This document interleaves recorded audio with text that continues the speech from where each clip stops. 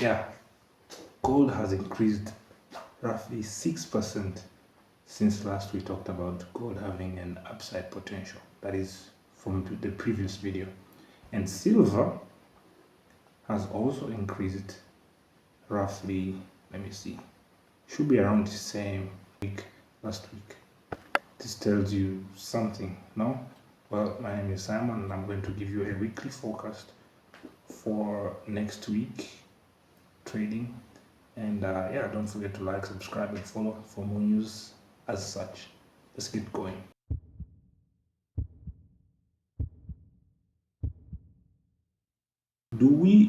Are we going to expect more upside for the next week? We'll see when we analyze. So the news for the week, for the next week, is not anything too scary, to be honest. I don't think there's anything available for the dollar, but we'll have to check. We'll have to check, and yeah, we'll have to check and know. So let me apply settings. Yeah, so we have a couple of people speaking. Trump is actually going to be speaking today. I don't think that will have any effect on the news for the week, but maybe he would say some things that would trigger maybe more upside, more volatility, in short, for the dollar and the dollar pairs next week. But usually news on Saturday, especially news that we know that are going to happen for Trump, they don't have any strength. However, we have this treasurer guy who's going to speak, and something happened last week. Let me see if I can show you. So the treasury added 4 billion into, like, they doubled the ability to buy bonds. I don't know, or they decreased the prices of bonds. I don't know much about bonds. Please, if you're in the comments and you understand this, feel free to drop a comment and explain whatever happened. But shortly, I could say the treasury had, doubled something. They added bond power or something from like 2 billion to 4 billion. That devalues the dollar by much, and you can see that from the charts on, I think it was Wednesday, no? I think it was Wednesday when something like that happened.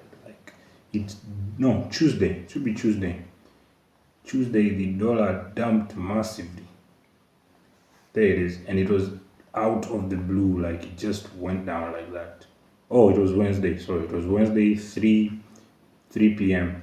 The dollar just dumped like that because, Wednesday, 3 p.m. because the treasury had influxed an extra 2 billion into the market so that people will be able to, buy whatever bonds and all that stuff. So stuff like this, they really give you a beautiful dynamic in trading, because I did not expect that news, but all I hoped for was my strategy would align with whatever is going on in the markets. And yeah, I managed to make some few cash with it. That's good. But yeah, so before getting ahead of myself, let me just show you what news is going to be available. If you want to pause this screen and or you can just go visit the website on yourself. The website is Forex Factory. I think I'll put the link in the description so that you can go easily. So who do we have? We have the treasury. I'm pretty sure there's going to be so much market volatility this time because of what this guy would want to explain why they had to add an extra 2 billion into the bond markets. It's beautiful economics that I'm not aware of. I don't know. Maybe in a later life I'll take a short course on economics so that I can understand these things more. Yeah. So basically that's it. We have Aussie news on Wednesday, the CPIs. We have USD news as well. It's Core PCE price index. I mean, for USD, nothing too shabby. For the JPY, also nothing too shabby. And yeah, and the Jackson Hole Symposium. And then we will end the month. And then next, like the coming week, the upper week, that will be the month of September. That is when we'll be expecting NFP and NFP, of course. So it's kind of, and ADP. So it's kind of like this week we're going to be preparing for NFP that's coming. Now, I've been emphasizing so much about seasonality, where seasonality means whatever markets or whatever directions that markets had during certain periods of month is more likely to be duplicated over the course of a period of time. last year time like now we had, you know, gold bullishness, silver bullishness, like massive gold and silver bullishness, and we're seeing that this time. So since I already showed you in the news and I'm talking about chart stuff, let me just take you straight to the charts and so that I can just wind this up quickly. And I think I'm just going to start with gold, because gold has been massive. As you can see on the screen now, gold has been extremely massive. And yeah, I won't hide the trades that I took. These are both mock-up trades and real trades, because I usually just document the trades that I put, whether they're mock-up trades or not mock-up trades. And as you can see on the screen, I do trade fair value gaps. At this point here is where we got the major break of resistance, and we got in like that after the tap of the fair value gap, which is here, and then we moved all the way above it. And then this small circle here is CPI day. This was an entry in the lower time frame. Price went exactly into the 1 4 hour fair value gap right there, and then went up to these highs. So it's just a beautiful dynamic. We got this pullback that terrified many people, and people thought, okay, maybe the level of 4449 is, I don't know, key for it to stop. But whoop, gold had different plans, and here you have something like this where, you know, keeps going. This was like a 1 to 8, this was like a 1 to 2, and this is my 1 to 20. Oh my god! Yeah, so as you're seeing in the screen, I still believe gold has upside, and like major upside. I'm not worried about being stopped out or whatever. I just want to enter beautiful trades so that I can hold as much as I can. That's why I have this 1 to 20 over here. Now, your question will be, do we expect any form of pullback? Now we are seeing gold break a key point of 4,595.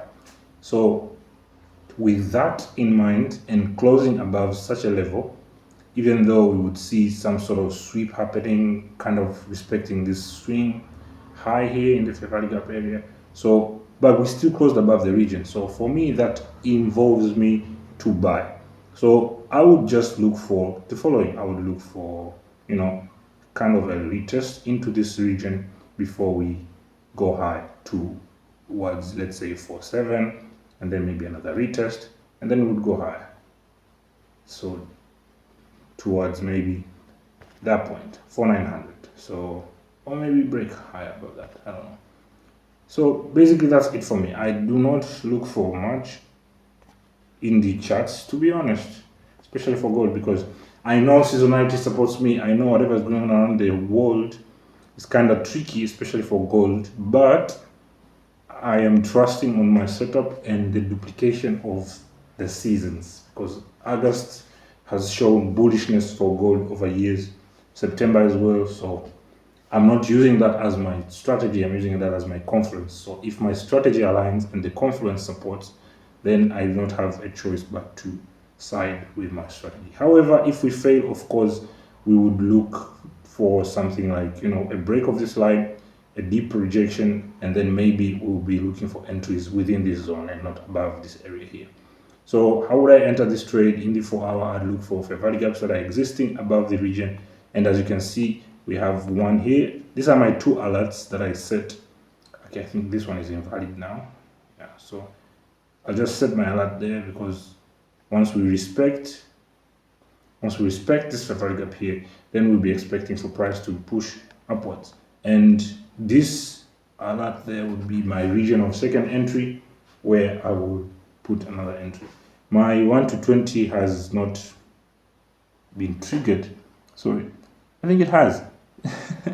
My 1 to 20 has been triggered, and I'm on stop. My stop loss has been hit. So since this is just a mock-up trade, I just move it on this side. A move now for such a trade like that. Yeah, let me just set my 1 to 20. Guys, if I get this 1 to 20, I'll post a whole video of me in the Bahamas enjoying life. Anyways, what about silver? I think silver will be spreading the same story. And now with silver, we are kind of already close to that 4 hour fair value gap where I placed my alert Silver story is not as different. We rose 4% for silver. We are above a key swing weekly point. We are above also a key daily swing point. And if you're following my videos, you would realize that this trade, this ongoing markup trade, is from the first video that I explained why gold is, why am I buying gold and silver this period. That was July, I think. So of course the video is, if it's gonna pop up maybe on your left, this is my right, so on your left or just above me, anywhere in the screen, you can click it and you can go watch it. However, we do have some beautiful entries. Now I wouldn't trust the 4-hour entry yet because of how close we are at the 4-hour fair value gap. So I will just drop it down like that, and you would realize this kind of coincides with the daily fair value gap. Yeah, like that. So I would trust this entry here rather than the 4-hour entry that is up here. So you know, you are supposed to be able to buy as low as possible and sell as high as possible. So yeah, these are my highest probability setups for the week. I won't lie, I'll be looking more for these buys than ever. Just basically that is. However, we should also look at the dollar and what it does. A key low of 199.408, whatever. I'm supposed to change this template to bearish now. Yeah, there you go. And we see something else. I'll just take the same line that I used and drag it. Where is it? Because that is what I'm expecting.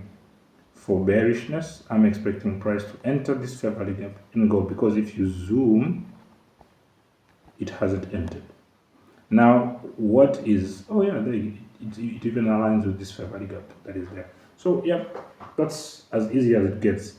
If this fails right here, if it fails and keeps going up, then I'll be looking for buys in USD dash pairs and dash USD pairs. I'll be looking for sells. If this holds, I'll be looking for sells in USD dash pairs and buys in dash USD pairs, including gold and silver. So that is why I'm more observant of this reaction here. I would expect a deeper reaction, you know, because Monday the treasury guy is going to be speaking, and that will really, really drive the market. Like I have a feeling it would. This is the first time this guy is speaking in like forever, and whatever happened on Wednesday really shocked the market. As you can see, this is a huge shock.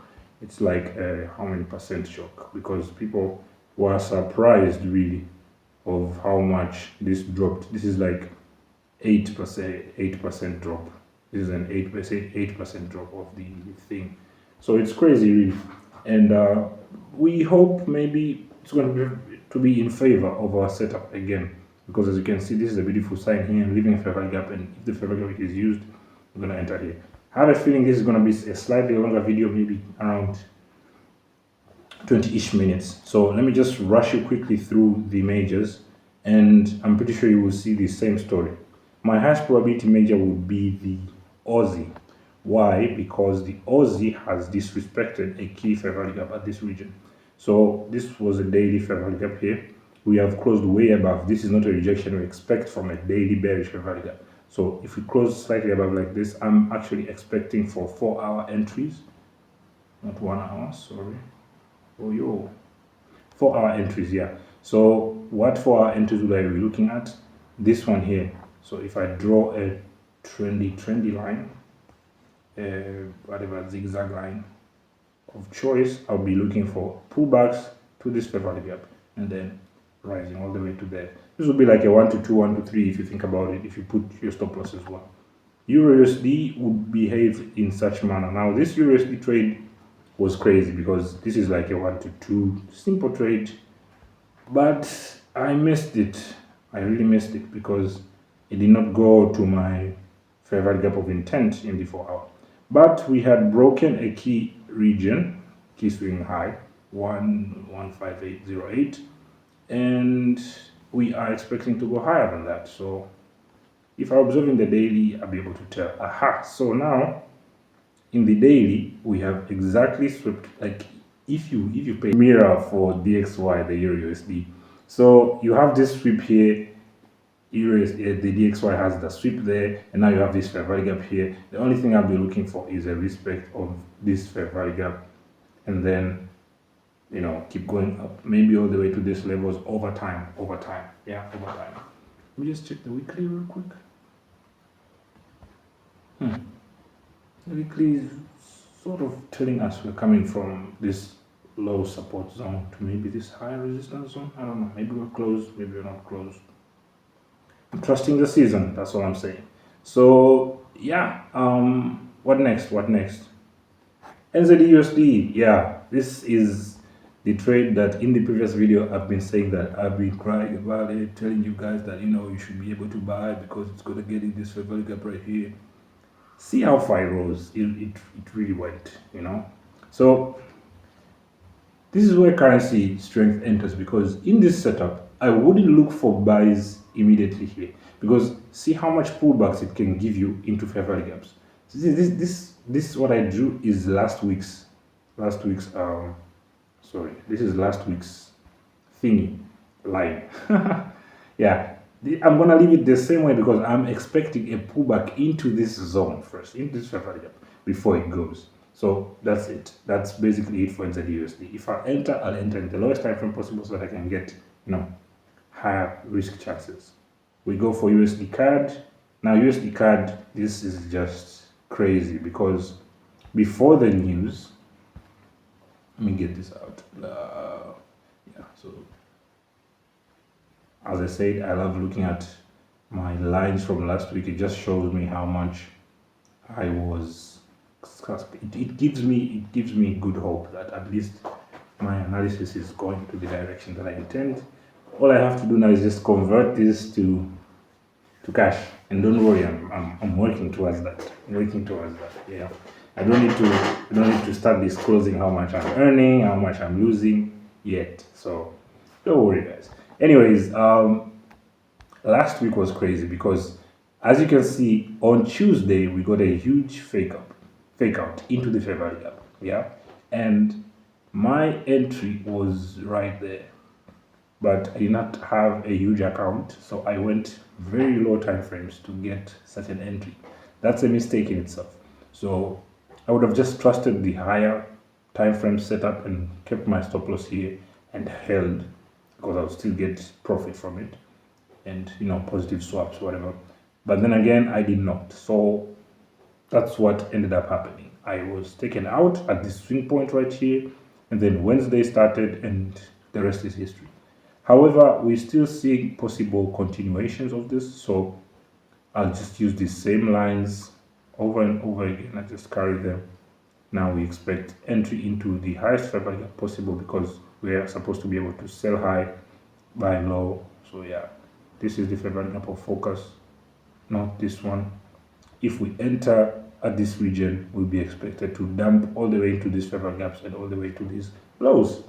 Yeah, so another thing is the USDCHF. Now the USDCHF would be my second highest probability major, because now we are seeing a beautiful respect into the fair value gap ending the week. Now, currency strength, all that jazz. I would expect price to begin the week by a gap above.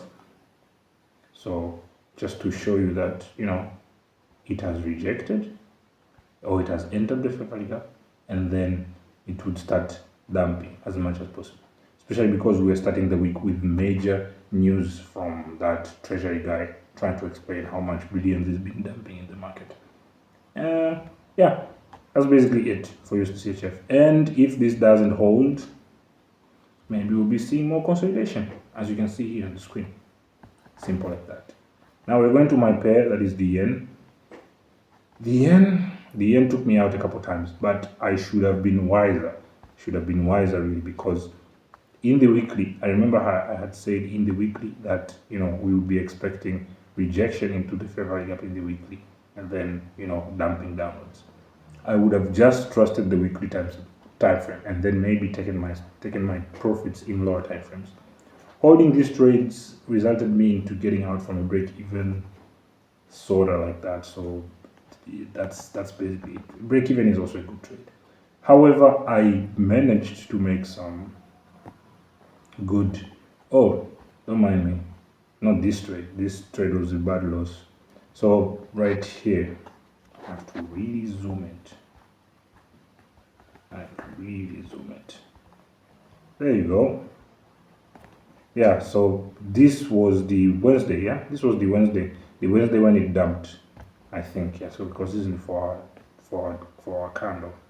Anyways, so what am I expecting to be looking at UJ? I think I'll just let it slide because there is so much that is happening on the UJ space right now that really isn't as pleasing to even trade anymore because of how much influence the Japanese yen has on the market, like how much influence the government of Japan has on this market. They're trying to make the currency pair strong while it's weak, so there's really a lot of things going on. So I'll just let it slide. However, if you are a trader of the yen, maybe, I don't know, maybe wait for this weekly favorite gap to fail so that you can have upside, because I do not trust how this weekly candle ended. I think really we could get upside, right? That, like, this is one currency that would respond massively for upsides, while others would just consolidate. You get, this one would actually go up when it wants to go up, but the others would consolidate, and the others, I'm talking about USDCAD, USDCHF, would actually dump massively than UJ. So that really tells you something. Yeah. Anyways, let me give you guys GBPUSD is right there. Now GBPUSD, let's see. I think this will be my last for today. Aha, so yes, this is also a nice one. Because we would see something like this, get into the favorite gap, and then maybe go higher like that. And if the favorite gap fails, it fails. That's just it. We accept. Yeah, so bonus. Let me see if I have a bonus one. Maybe Bitcoin. Yeah, so Bitcoin has been going up. I was avoiding this chart because it was stuck in consolidation, and then I think Wednesday happened because, yeah, Wednesday really changed things for the markets, because now people are having more buying power. People are having more money circulating in the wallets because of the news that happened. So I don't know. Maybe a pullback into one of these favorite gaps and then going up. I'm not interested in this one. I feel like this rise, especially on something like Bitcoin, which is a risk-on asset, it's gonna be compensated. This rise, especially on Bitcoin and Ethereum, even, it has to be compensated. So we'll have very deep retracements, and I think Ethereum is more feasible because we broke this zone. We swept, actually. We went above, got in, we responding beautiful from this favorite gap. So I'm expecting it to like drop first, maybe towards this favorite gap. So if you're trading Ethereum, this will be the time to sell shortly, maybe across the weekend, and maybe be able to get something. Lastly, maybe seeing GBPJPY. Now, this is a pair that someone suggested me that I look out for, and I think I'm saying something good on USDJPY. I mean GBPJPY, sorry. See how much the yen currency is weak. So a little thing and price just moves upward. However, let's start at the weekly because it's a bonus. Okay, so we have a very, very deep rejection into the bearish favorite gap, causing the favorite gap. For me, this favorite gap has failed because we expect price to dunk or to drop massively on a bearish favorite gap, but this one did not. So I don't know, maybe we would get more upside all the way towards the all-time high. Look, I think this is the all-time high for that one. Yeah, so that's just a short analysis for this. How would I enter? Going 4 hour, look for favorite gaps, that jazz. Yeah, so, and yeah, I would look for favorite gaps now because we have this bearish favorite gap here fading, we have this bullish favorite gap here respecting, and the distance allows. So this is a good buy opportunity for whoever trades GBPJPY all the way to that point. Maybe for a 1 to 20. Oh, why is it doing this? Yeah, maybe for another 1 to 4, give or take. Anyways, thank you guys for watching. This was such a long video. Sorry, I had to explain my my gold my gold setups, my silver setups, and all other things. Of course, don't forget to like, subscribe, and follow for more information. If you do have pairs that you want me to analyze, I'll gladly analyze. Yeah, I'll gladly analyze them. I'm just saying there. Thank you, and see ya.